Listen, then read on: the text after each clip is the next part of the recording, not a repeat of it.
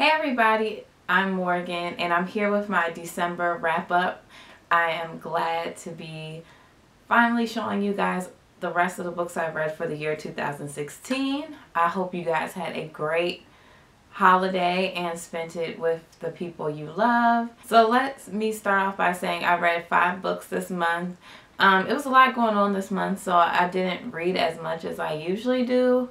But I think I still kind of stuck into like my average. I usually average about 6 books a month.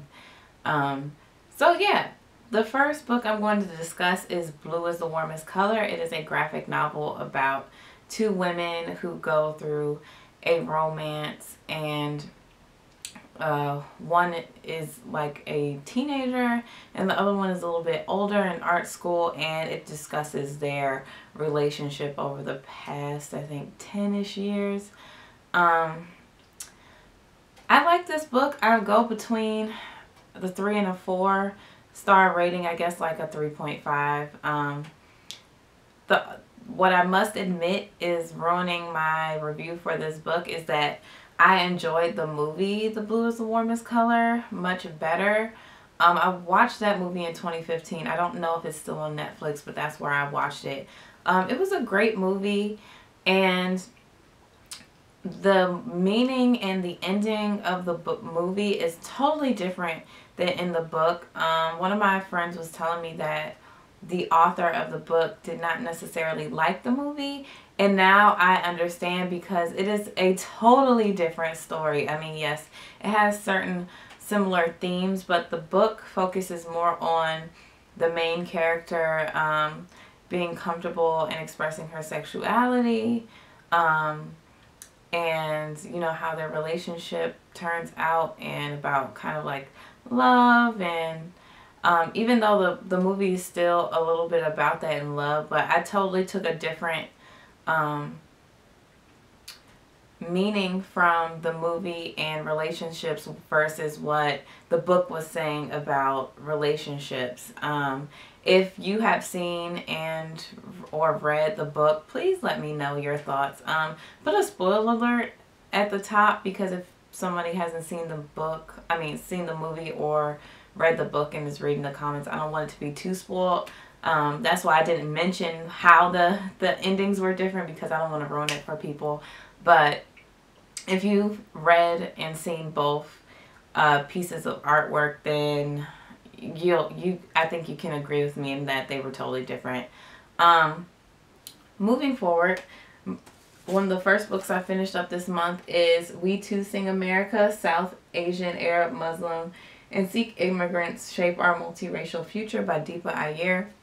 She's a lawyer out here in Maryland who put this book together talking about the injustice that this community faces, basically a little bit before 9/11, but how it took a major turn after 9/11.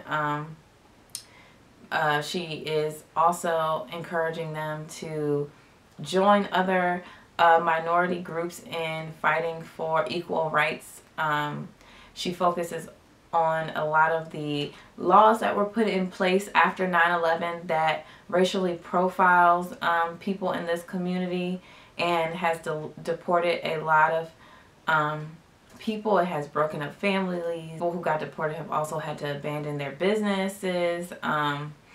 And the other part that was very disheartening about this book is that the government will have these laws in place, deport people, and then come back and say they were ineffective because they were racially profiling people and that it was not okay.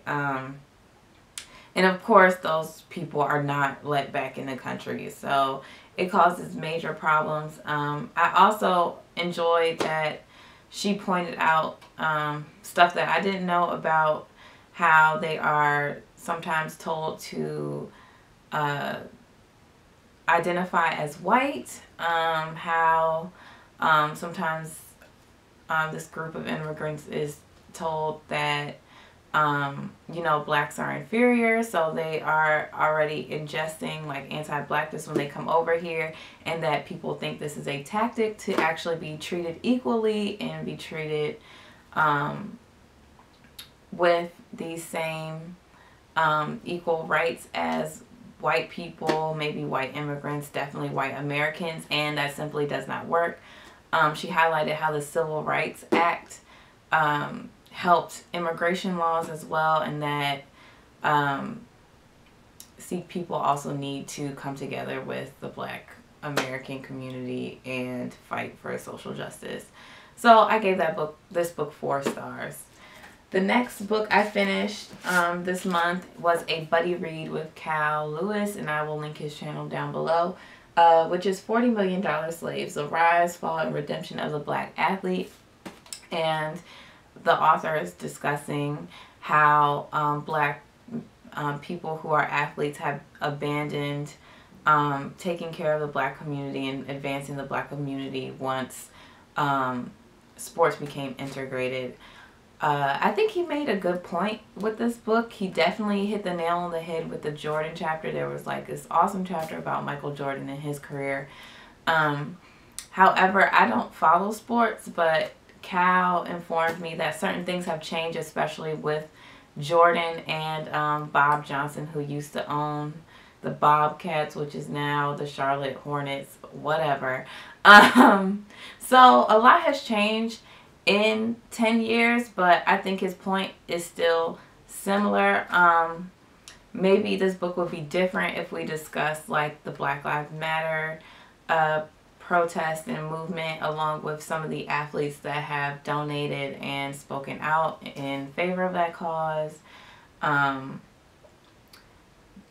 was also a little shocked at the ending, his solution for the problem. I was thinking he was going to say go back to having separate sports teams, but that wasn't his suggestion. And the more I thought about it, his suggestion would actually probably be helpful. So yeah, I give this book 4 stars as well. I know the Read Harder Challenge for Book Riot has a challenge about reading a book about sports. I would suggest this one. This one's great, very much well researched. It was a little slow in the beginning when he's going far back in history about Black people in the sports, but I think it's worth the read. Unfortunately, I can't use this for my challenge because I read it in 2016. And the next book I have is a collection of short stories, which is Whatever Happened to Interracial Love by Kathleen Collins. This one came out in December. Kathleen Collins was a filmmaker and director who ended up dying in 1988, and these were some short stories that she left behind. I gave this book 4 stars on the strength of this book most likely being unfinished works by her. They don't seem like they were ready to be published.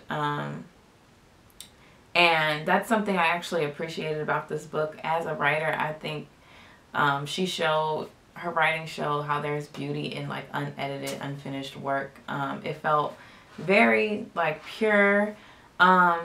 There were some downfalls to it though. A lot of her protagonists, the men and women, sounded like they were coming from the same tone of voice and like the same background. So it was a little bit hard to kind of differentiate the characters. A lot of the stories were based on the same topic of course, interracial love, but how this love kind of fails itself like a decent amount of romantic love does, interracial or not, or however. But I did enjoy reading this collection. I know there are some people who didn't, and I think it might be because this isn't a polished work of short stories. A lot of them are shorter than others, and then some of the longer ones could have probably been shorter. So I would suggest picking this up though if you are a writer. I think there's value in seeing somebody's published yet unfinished work. Alright, and the last book I have for you all this month is The Short and Tragic Life of Robert Peace, a brilliant young man who left Newark for the Ivy League. I showed this in my December book haul, and pretty much once I got it, I started reading it. That's why in that book haul you saw the tabs that are still here. Unfortunately, Robert Peace was killed when he was trying to leave the drug trade. He got caught up selling marijuana. And wondering how he went from having a Yale degree to deciding to sell drugs is what made me pick this book up. The author, Jeff Hobbs, was his college roommate, and he did his best to try and string the pieces together to tell this story. There were points in the story that felt empty, but I think that reflects on how Robert Peace kept his life a secret from the majority of the people he was around. Like, they knew certain parts of his life, such as Jeff Hobbs being his roommate, and knowing mostly about him in college, but then he would go home and have other struggles that he was dealing with that Jeff Hobbs didn't necessarily know about while they were actually roommates. I was also a little bit annoyed at Jeff Hobbs when he would kind of discuss his relationship like with black people, or like how he thought he knew black people, but he did redeem himself and talk about how he doesn't necessarily know black life, and that was also by him learning and having Robert as his roommate. So I think that was a redeeming quality in this book for this author. I think the weakest part of this book is that I felt Hobbs could have probably done a little bit more sociological research, trying to make sense of why someone like Robert Peace would go from Yale to selling drugs. I think as the reader, you have to kind of put those pieces together for yourself. How I see it is also that people like to tell you if you go to these elite colleges that they will lead to like a life of, you know, comfort and stable career, and that's not exactly what happened for Robert Peace. So if anybody is interested in hearing his story or a story like it, I would definitely suggest picking this book up. This is a story that stayed with me, and I still think about it. As somebody who has a master's degree and decided to like work at a bookstore, I can definitely relate, even though I haven't gone to the extent of Robert Peace. And also kind of thinking about how he was caught up in a drug trade selling marijuana, and how maybe if he had lived a few years longer and maybe moved to a different state, he could actually be a business owner around, you know, selling weed. So yeah, that was my reading for December.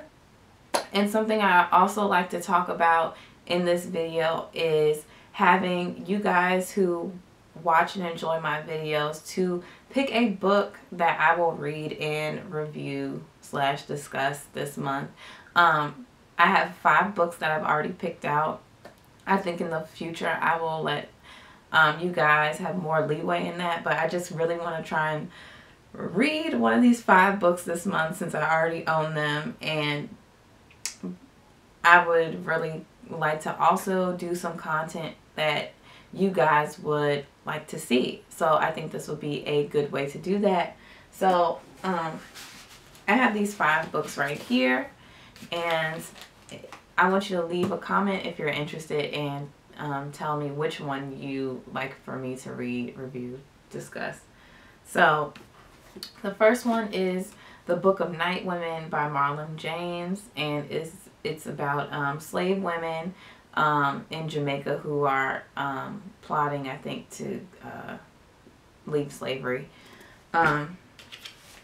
White Teeth by Zadie Smith. I think this is pretty popular enough where most people know about it and kind of know the plot of it. For the most part, I know it follows a lot of people of different backgrounds in the UK, some type of story like that. I've heard nothing but good things about this. White is for Witching by Helen Oyeyemi. It's about a girl who is in like a family lineage of women who have connections to like the spirit world and stuff like that. The next one is The Paper Menagerie and Other Stories by Ken Liu. I think this is more of just like a science fiction fantasy collection of work.